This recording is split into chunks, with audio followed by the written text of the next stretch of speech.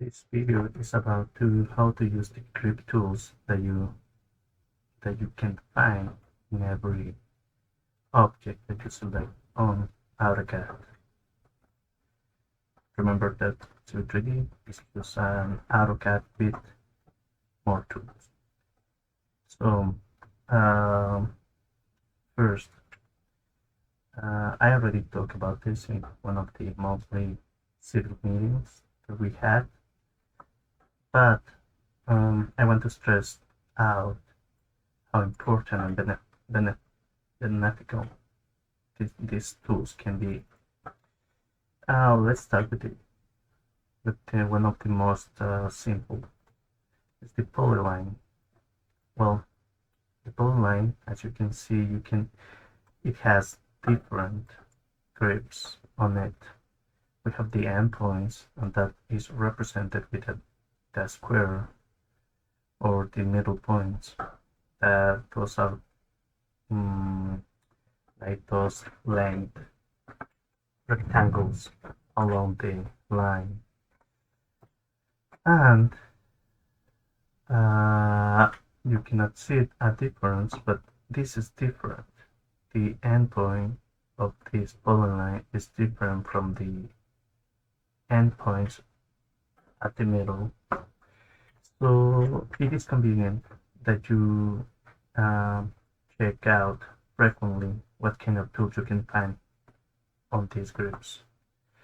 So my first recommendation is just go and place the cursor close to one of those grips, and automatically after a few seconds, 2-3 seconds, this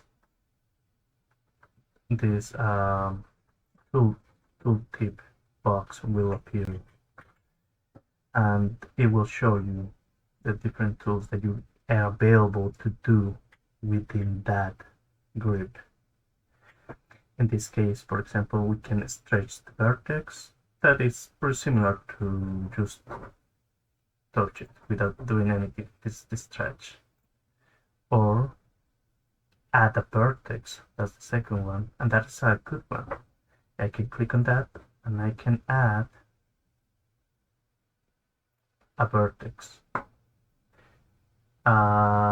without having to do anything additional, and it is pretty convenient in a lot of situations. The other one is to remove a vertex, and as it clearly stated, it will remove that vertex. So this is the tools that you will find under these endpoints that are within a polyline. But here at the end or beginning, you will find a fourth one. That will be the extend vertex.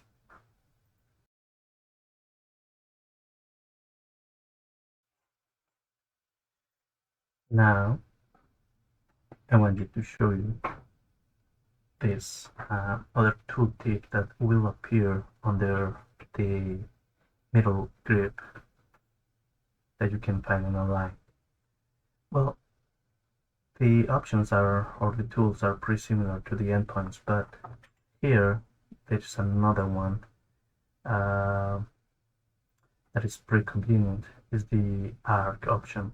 So if you click on this, the convert to arc, that line will convert to an arc.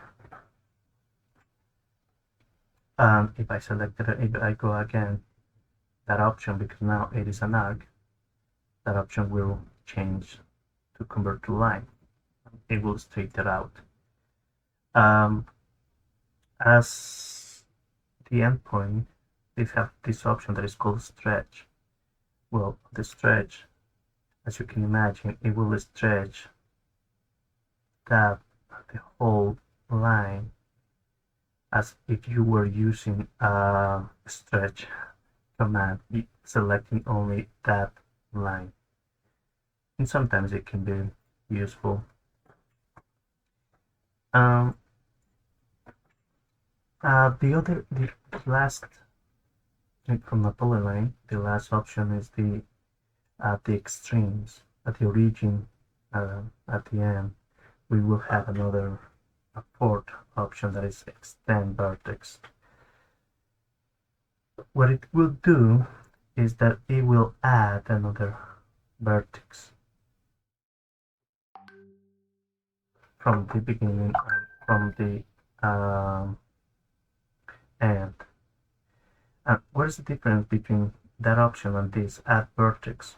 Well, the difference is just that in this case there is no difference because this is the endpoint.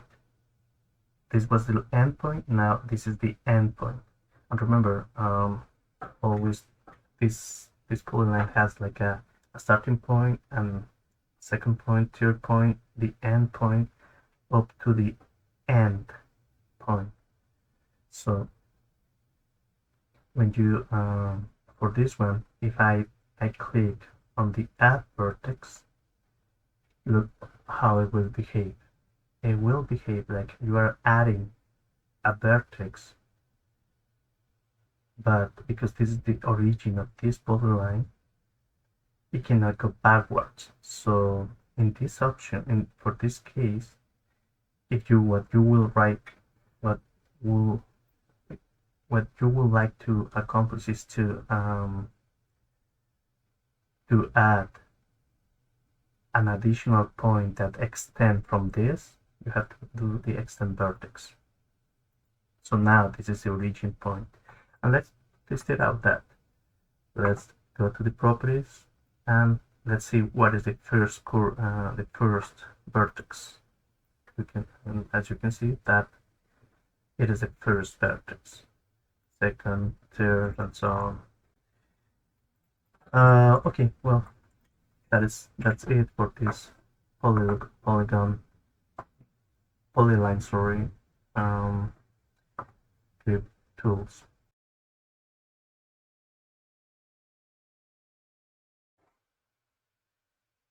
Okay, now another option that is implemented while working with the grips is this. If you click on any of these grips, you can see that now it's red, right? It is a hot grip. It is selected and now it is active. This, and if you see in the command box, you can see that when I selected and I activated the hot grip option in that grip, the automatic or the default mode is the stretch option. But while selected and without clicking anything, I can press the spacebar and look what is going to happen. Now, instead of saying stretch, it changed to move. Now we can move all this object as a whole.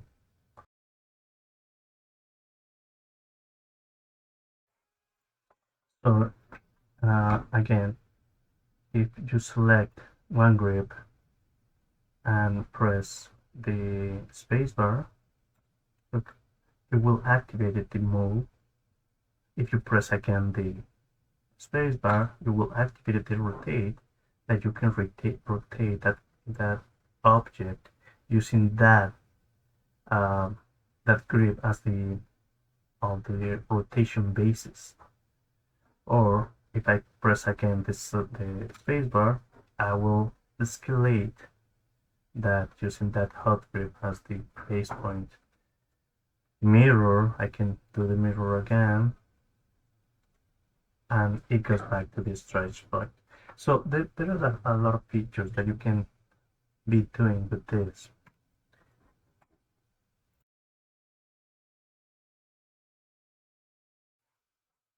Now we will change to a multileader object, and as any object, when you select that object, you will see different grips.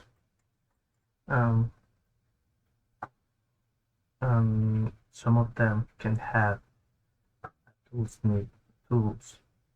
Like, let's see, this one doesn't have it, but I know that this one has it. It has this stretch, add vertex, or remove layer. The stretch is the same as as if I select that group. The add vertex is to add an additional vertex to that arrow, so you can add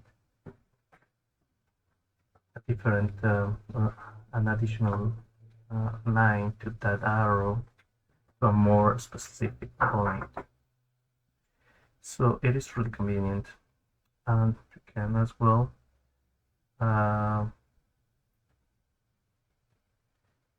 remove the leader. And if you remove the leader, all the leader will go. I don't want that. But for example, if I want to put it back as with only 2 lines, the first and the second, this one has 3, I will remove the vertex here and put it back where it was. So let's see if this one has it. Nope, it doesn't. What about this? Yes, it will. So here's another option that I like a lot.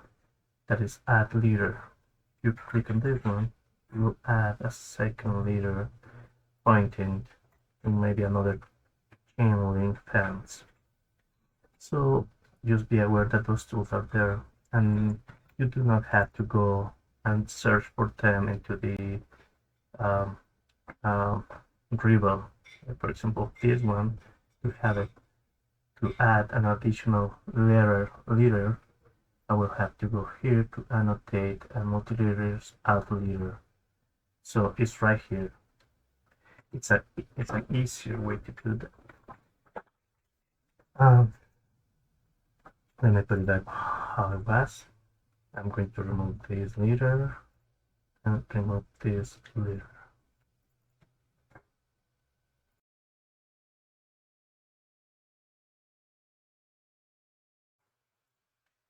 Hatches. Well, hatch, it's where I find it really useful for hatches, because I can modify the size of that hatch and I can accommodate that hatch without having to delete it and placing a new one. And there are a lot of situations where you do not want to delete that hatch. For example, let me do this pretty simple in this way. Like for example, if you want to have the area of that, you can place a field where it reads that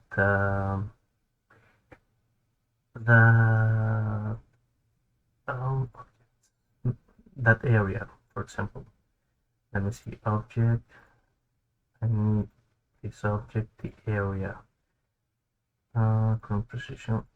I'm just placing a field that automatically is giving me this area out of this in this way. So every time that I modify this, for example, this will update accordingly to the rules of the fields. In this case, I need to regenerate. So remember, all fields update when saved or regenerated, or I don't remember exactly, or print, all the options, but there are specific, the most common is just regenerate. So that is one situation where you do not want to delete hatches, for example, and if you don't have that kind of behavior or that kind of situation implemented in your workflow, well, sometimes it's just good to be aware that you can do this in another way, in this way. For example, let me put it back how it was, like that from the beginning. Okay, from this. If I select this, you can see that this is not really matching the fence, right? So what I will need to do is just to click on these endpoints before I keep going, um, the boundaries. These boundaries are displayed. If you do not see these boundaries, just click here in the hatch editor ribbon, and here in the boundaries, you will have this is currently a grayed out option. But if this is if these are not um, displaying, you can display selecting this.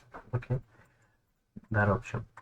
So you can click on that and just modify to the correct area that you want.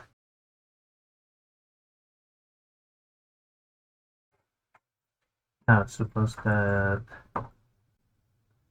the geometry of this fence is going to change, so you need to do this modification. Let me show you another way to do it. This exactly what I'm telling you about the grips, but in a more faster way of doing it. A little bit more. I don't know if you can see me, but let me add another one right here.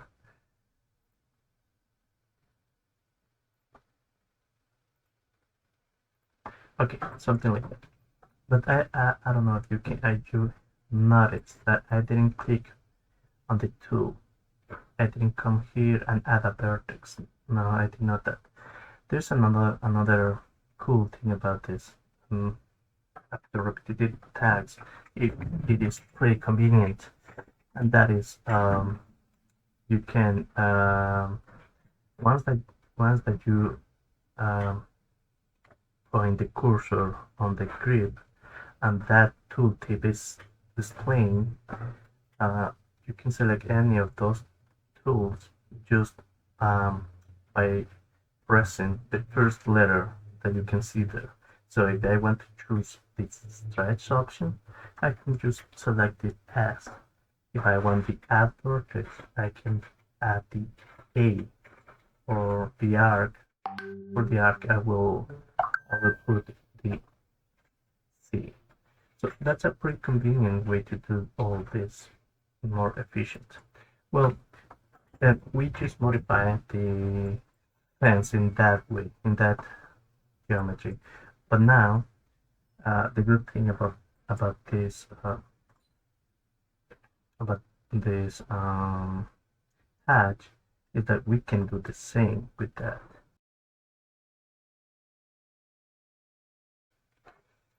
And we'll sometimes we'll say, yeah, it's easy just to delete it and create a new one. But sometimes it's not that easy as that, because sometimes it's not an enclosed area what you want to do, or well, there are a lot of things that it's not convenient to do it, as I said, with the area or a field that is reading from this object. But again, let's modify it. And the hatch works pretty similar to as a polyline. So I'm just adding vertices, adding another vertex. Remember, you can do it from a endpoint or from a midpoint. So now, as you can see, I just did that in a few clicks away. So it is really convenient for a lot of reasons.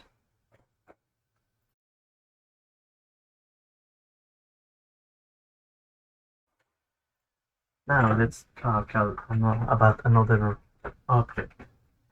And I think one of the reasons that I'm doing these videos is because I noticed this. I noticed that that I know that not everyone needs to know all the tools from AutoCAD. I get it. And sometimes it's just pretty straightforward if the supervisor or the PM asks us to just do some modifications, or we received this PDF where they ask us not to have this text in this vertical position, but instead putting in an horizontal position, and maybe the drafter or the person that is in charge of this detail uh, does not know how to do that. I get it, because especially with dimensions, if you go to properties, they have a bunch of options that you can modify, and instead of just finding the right tool that will fix this text in the way that the PM or supervisor asks you to do, it's just easier just to explode that and rotate it like that, right? Then select this, make something like this. There you have it, right? But now, for some reasons this changed, instead of having like by the way, I'm going to use another tool that is pretty cool as well. That is selecting a lot of grips whilst pressing the shift key. I just did a stretch of all those grips that I selected. So, for example, now this fence changed, and this what used to be a dimension, and instead of just clicking this line and modifying to this, and it will fit that fence to the new geometry. Now it won't work like that, because all the attributes that it used to have as a dimension, now those are lost. So it's not convenient to have these details or these objects be explored, because all the attributions that they have are lost.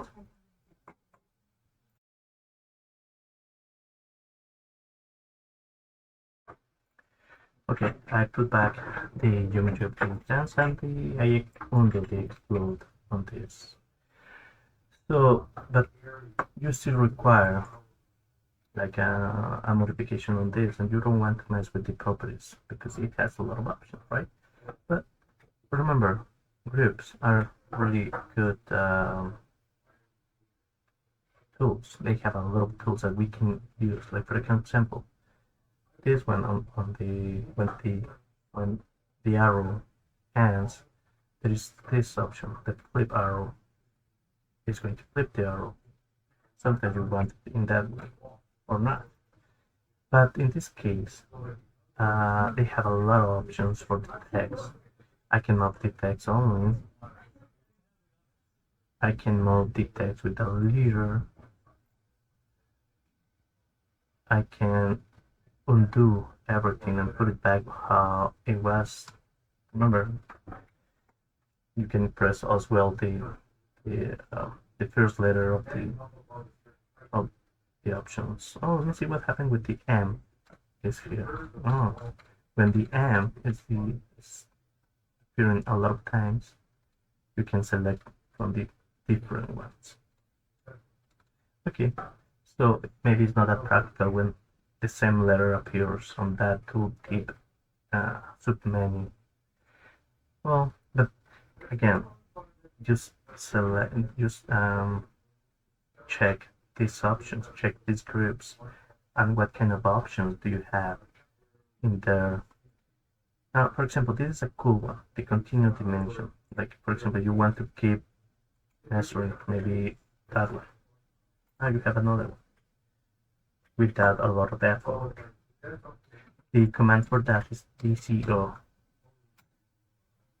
and this dimension continuum dimension. Oh well, the purpose of this is just to emphasize that do not break the objects. Try to work with them as much as you can. And I know that sometimes the time is a, is a pain, and we have to deliver something, and we don't have the time to keep researching or keep messing with these tools, so we can find this a better solution without having to explode these objects. But in the long term, for the from maintenance purposes, it's way better to have these objects as they mean to be, because it's easier to manipulate this. For example, what I was trying to say in the other video was if we had something like this, now this will follow, we just have to select tab, and they will keep the same attributes, and well, it's just better to work in that. Okay, so that's it for the clip. And remember, for example, before I go, let me point out another different kind of grips, because there are different kind of grips. Maybe you cannot see it correctly because these grips are scaled using the monitor as a guide. So if you zoom out, you cannot see that bigger. But this one, the color is more like a cyan color. This one is like a dark blue color. This cyan is because this is a block reference, and that means that is from a grip, that is from a block reference that is dynamic.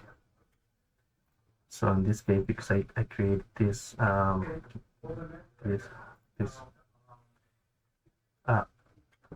this view name to have a stretch options as stretch option, so we can move that line a little bit the way that we want it. Let me show you in another way. For example, this is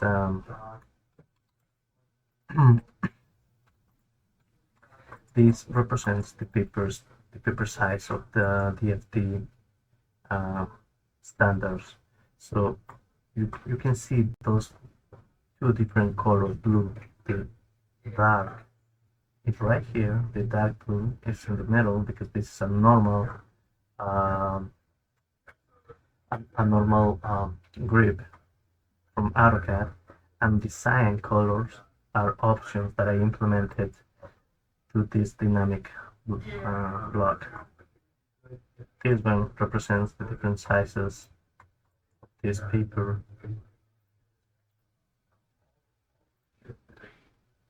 This letter, this small one, or this if you wanted to have like in a landscape view. Let's see what is the options that this one has. No, it doesn't have any options, so